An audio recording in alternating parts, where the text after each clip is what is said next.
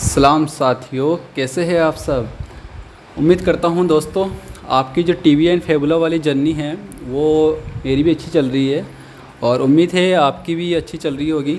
आप भी regular walk कर रहे होंगे, मेंटली मोटिवेट रखने के लिए कुछ क्वेट्स वगैरह होंगे, एक्सरसाइज कर रहे होंगे और अच्छी डाइट ले रहे होंगे और आते लोगों के साथ चिट ग्रुप में इन्वॉल्व रहना, कुछ पॉजिटिव लोगों के साथ बात। सर ने जो ग्रुप बनाया है उसमें आप इन्वॉल्व होने वाले में, ठीक है। अपना जो पॉजिटिव अच्छे से और शाम तक आप कुछ एक्सपीरियंस कई लोगों का आपको मिलता होगा, सीखने को भी मिलता होगा आपको, ठीक है।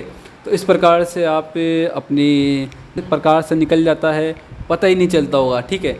इस प्रकार से हम अपनी यात्रा को जो दिन है वो खुशनुमा आराम से, कैसे कम की भी है, किसी की ज़्यादा भी है, ठीक है। जो 3 मंथ की 4 मंथ की किसी की तो वो सब बॉडी पे डिपेंड है और जो जितना इंजरी हुआ है, सर्जरी हुआ है, उस पर डिपेंड है। वो हम एक ही नाव के साथी है सब और सब बातें। तो इस प्रकार से अपनी यात्रा चल रही होगी। अपनी जो मंजिल है वो है 3-4 मंथ के बाद, किसी का मंजिल अपनी एक ही है नॉर्मल होने के लिए। 8 मंथ के बाद नॉर्मल हो जाना, कूदने लगना और वॉकिंग करना अच्छे से और बाइक वगैरह चला लेना, ठीक है। इस प्रकार से हम इसी उम्मीद के सारे हम रोज़ाना कुछ ना कुछ सीखने को मिल जाता है कहीं ना कहीं से, यूट्यूब से, गूगल से, ठीक है, अपने व्हाट्सएप ग्रुप में, ठीक है, और फ़ोन कॉल करके भी बहुत कुछ सीखने को मिल जाता है। तो इस प्रकार से ये यात्रा को इसी प्रकार से आप हो गया। और आज हम बात करेंगे दोस्तों, अच्छा बनाइए, ठीक है, जो हो गया सो, जिसके बारे में व्हाट्सएप पे बहुत सारे मैसेज आते हैं एक कुछ खास टॉपिक के बारे में, ठीक है, कि सूजन है, एंकल में सूजन है, घुटने पे सूजन है, चलने के बाद सुबह सुबह सूजन है, पूरे पैर में सूजन है, ठीक है, और रनिंग में सूजन रहती है और पेन होता है सूजन में। तो उससे किस प्रकार से निपटना है, ठीक है। वैसे तो दोस्तों ये जो सूजन है ये एक प्रकार से अपनी बॉडी को हील करने का काम करती है। जहाँ भी घाव है अपना, तो जैसे कि अपनी चोट लगी थी जिस दिन अपना एक्सीडेंट हुआ था, उस दिन आपको पता होगा कि सूजन हो गई थी एकदम से, ठीक है। तो वो सूजन इसलिए हुई थी क्योंकि कुदरत का नियम है कि जब सूजन हो जाती है बॉडी में, कहीं पे भी इंजरी होने के चांसेस हो जाते हैं या लग जाती है अंदर का घाव, का नियम ये कहता है कि वहाँ पर सूजन बहुत हो जाता है। तो बॉडी क्या है, बॉडी का जो कुदरत जल्दी और बहुत फास्ट हो जाती है। इससे क्या होता है कि जो बैक्टीरियाज है, जो बाहर के इन्फेक्शन वगैरह हैं, उससे अपनी बॉडी को घातक नुकसान नहीं होता है और हम बच सकते हैं। तो इसी प्रकार की कुछ बातें आपको इस वीडियो में जानने को मिलेगी। और आज मेरे को 2 मंथ हो चुके हैं, 2 मंथ के ऊपर हो चुका है और उसके बारे में मैंने जो वॉकिंग वीडियो है वो भी मैंने इसमें अपलोड किया है। तो आप इस वीडियो को इलाज है, क्या उपाय है, वो भी जान सकते हैं इस वीडियो में। अब पहले सूजन के बारे में जान लीजिए अच्छे से, उसका क्या है, फिर लास्ट में आपको आज की जो मेरा जो वॉकिंग वीडियो में, ठीक है, नेक्स्ट अब आने वाला है वो टॉपिक। और ये है जो मैं पैदल चला हूँ आज बिना स्टिक के सहारे और दीवार के सहारे, जो मैंने एक्सरसाइज की है, चलने की प्रैक्टिस है मेरी, धीरे धीरे मेरे को इम्प्रूवमेंट मिला है। क्योंकि मैंने 4-5 दिन हो गए हैं मुझे जब से स्क्रू निकलवाया है, उसके शायद 1 दिन पहले ही भी मैं चला था और अब भी मैं चल पा रहा हूँ। तो मेरे को काफ़ी इम्प्रूवमेंट लग रहा है और आप भी घबराइए मत, आपका भी जल्दी से जल्दी इम्प्रूवमेंट आ जाएगा। बस आप इसी तरीके से मेहनत करते रहिए। तो चलिए दोस्तों, वीडियो देखिए और साथ बने रहिए दोस्तों, ठीक है। ये बातें तो अपन और किसी वीडियो में भी करते रहेंगे, आप कुछ ज़्यादा हो जाएगा आज फिर। दोस्तों, जब आपका ऑपरेशन हुआ था उस टाइम आपका जो टेम्परेचर है वो बहुत हाई हो गया था, ठीक है। जैसे कि सर्जरी के बाद निम्न श्रेणी का बुखार होना आम बात है। यदि आपका बुखार 101.5 डिग्री फ़ारेनहाइट से अधिक है तो आप चिकित्सक से सलाह लीजिए, ठीक है। उस टाइम तो आप हॉस्पिटल में ही थे, तो डॉक्टर ने देखा होगा आपको, 5-6 दिन आपको रखा होगा हॉस्पिटल में, तो आपका ध्यान भी रखा होगा, टेबलेट्स दी होगी, इंजेक्शन वगैरह दिए होंगे, ठीक है, और कुछ ड्रिप वगैरह भी चढ़े होगी आपके, ठीक है। तो इस प्रकार से आपका जो चिकित्सकीय इलाज है वो चला होगा, ठीक है दोस्तों।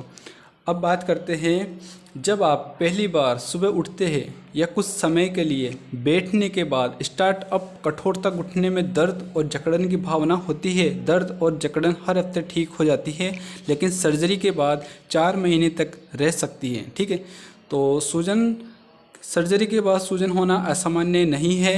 अक्सर ये सर्जरी के बाद 5 से 10 दिनों के बीच सबसे ख़राब स्थिति में होता है। यदि आपके सर्जन द्वारा आदेश दिया गया है तो एक संपीड़न मोजा पहनना चाहिए, बोले तो ब्रेस या गर्म पट्टी भी आप बांध सकते हैं। ठीक है, खासकर यदि आपके निचले पैरों में सूजन हो। सूजन के लिए उपचार ऊंचाई है। ठीक है दोस्तों, क्या है? ऊंचाई है सूजन के लिए उपचार। आपका पैर आपके घुटने से ऊंचा होना चाहिए और आपका घुटना आपके दिल से ऊंचा होना चाहिए। ठीक है, तो इस प्रकार से आपकी स्वेलिंग आप कम कर सकते हैं खुद ही। ठीक है, और स्टार्टिंग में आपको डॉक्टर ने बताया भी था या बताया भी होगा कि आप जो स्वेलिंग है आपको घुटने को ऊपर उठा के रखना है।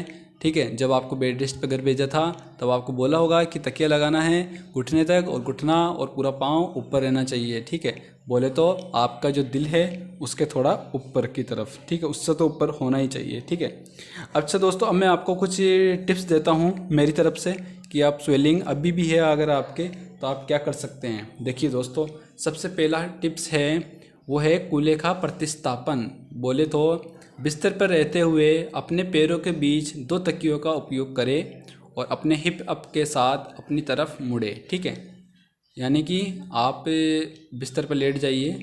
ठीक है, एक करवट लेके लेट जाइए और उसमें आप 2 तकियों को लगा लीजिए और आप अपनी तरफ मोड़ो फिर घुटने को। ठीक है, मतलब आपके जो घुटने हैं वो एड़ियाँ पीछे की तरफ होनी चाहिए, पीठ की तरफ, और घुटने आगे की तरफ होने चाहिए। तो ऐसे धीरे धीरे आपको घुटने को मोड़ना है। तो इस प्रकार से आपकी स्वेलिंग कम होने के चांसेस है। ठीक है दोस्तों, 99%।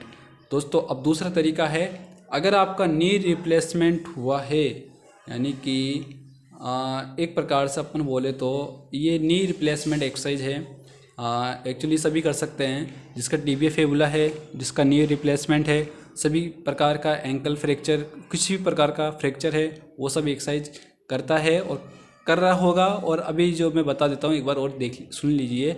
और ठीक है, इसमें ये होता है कि आप बिस्तर पर या सोफे पर लेटते समय अपने पैर को उठाने के लिए 1-2 तकियों का उपयोग करें। बोले तो आप अपने जो एडी से लेके आप घुटने तक 2 तकिए ऐसे लीजिए और उनकी हाइट, जब भी आप सोते हैं रेस्ट करते हैं तो उन तकियों को आप अपने पैरों के नीचे लगा लीजिए और फिर सो जाइए। ठीक है, तो आपका जो तकिया है वो एक प्रकार से आपका जो ब्लड है उसको नीचे की तरफ नहीं आने देगा। आपका ब्लड है गुरुत्वाकर्षण की वजह से नीचे आता है, इस वजह से आपका ब्लड ऊपर ही रहेगा। आपका जो हृदय है, जो आपका दिल है, वो पंपिंग करता है ब्लड को, तो वो ब्लड यहाँ तक नहीं पहुँच पाएगा घुटनों तक और आपके स्वेलिंग धीरे धीरे कम होने लगेगी। इसमें टाइम लग सकता है 8 से 10 दिन, 15 दिन, किसी को 20 दिन, किसी को 1 महीना भी। ठीक है, तो धीरे धीरे सब ठीक हो जाता है, घबराने वाली बात नहीं है। और स्वेलिंग तो एक प्रकार से हीलिंग का काम करती है अपनी बॉडी में। जैसे ही हमारे लगी थी, जब एक्सीडेंट हुआ था तो तुरंत स्वेलिंग आ गई थी, क्योंकि वो एक कुदरत का नियम है। जैसे ही स्वेलिंग अगर ना आए तो अपना जो बैक्टीरिया है वो अपने काफ़ी सारा इन्फेक्शन हो जाए, बहुत सारा दिक्कत हो जाए और ना ही कोई हीलिंग हो, कुछ भी नहीं हो पाता। जब हीलिंग होना स्टार्ट होती है तो ये संकेत है कि स्वेलिंग आ गई है और हीलिंग स्टार्ट हो गया है। ठीक है, अब दूसरी बात करते हैं हम। तीसरा जो कुछ बातें ऐसी होती है जो कि जैसे कि कब्ज़े हो जाती है आपके जब स्वेलिंग आती है। ठीक है, जैसे कि मादक दर्द की दवा, निष्क्रियता, निर्जलीकरण और कम भोजन के कारण ऑर्थोपेडिक सर्जरी के बाद कब्ज एक आम समस्या है। जब आपकी सर्जरी हुई थी उसके बाद आपके कब्जी हो गई होगी, शायद आपको लगा होगा कि मुझे पेट साफ़ नहीं हो पा रहा है और पेशाब भी बहुत मतलब स्टार्टिंग में आपको दिक्कत आई होगी पेशाब वगैरह में भी। ठीक है, मल त्याग करने में तो आपको दिक्कत आई होगी 1-2 दिन के लिए या 3-4 दिन के लिए। मुझे तो 1-2 दिन के लिए आई थी दोस्तों, क्योंकि मेरा तो यही एक्सपीरियंस है। और कब्ज़ी रही थी 3 दिन तक और खाना भी कम ही खाता था और बुखार वगैरह रहती थी इस प्रकार से। ठीक है, तो अगर आपको ऐसी अभी भी अगर कोई समस्या है तो आप कांटेक्ट कीजिए अपने डॉक्टर से और उनसे बात कीजिए कि सर ये कब्जी वगैरह है, तो आप वो कुछ दवाइयाँ देंगे, कुछ सलाह देंगे, ठीक है। तो इस प्रकार से आप अपनी जो स्वेलिंग है वो उसको कम कर सकते हैं दोस्तों, ठीक है। तो ये एक्सरसाइज वगैरह है और ये टिप्स हैं। और नेक्स्ट वीडियो में आपको कुछ नए टॉपिक के साथ में मिलूँगा, तो उसमें हम बात करेंगे कि जो ये स्वेलिंग है, स्वेलिंग का तो इस टॉपिक में इस वीडियो में ले ही लिया अपन ने, स्वेलिंग वाला टॉपिक। अब तो नेक्स्ट में अपन को और कोई नए टॉपिक के साथ आना होगा। तो ठीक है दोस्तों, तो ये था स्वेलिंग के बारे में मेरा आज का वीडियो। और कैसा लगा आपको वीडियो? अगर आपको बेनिफिशियल लगा आप तो अप्लाई कीजिए इसको, और अपना भी एक्सपीरियंस आप शेयर कीजिए मुझे कमेंट्स करके कि आपको इस वीडियो देखने के बाद जो आपने एक्सरसाइज की और जो भी आपने अप्लाई किया अपनी बॉडी पे, तो और जो भी आपको राहत मिली वो कमेंट्स करके ज़रूर बताइएगा, ठीक है। तो मुझे काफ़ी खुशी होगी और नए टॉपिक के साथ मैं और अच्छे तरीके से आपको एक्सप्लेन करूँगा और कोई न्यू टॉपिक, ठीक है। तब तक के लिए दोस्तों शुक्रिया, थैंक यू।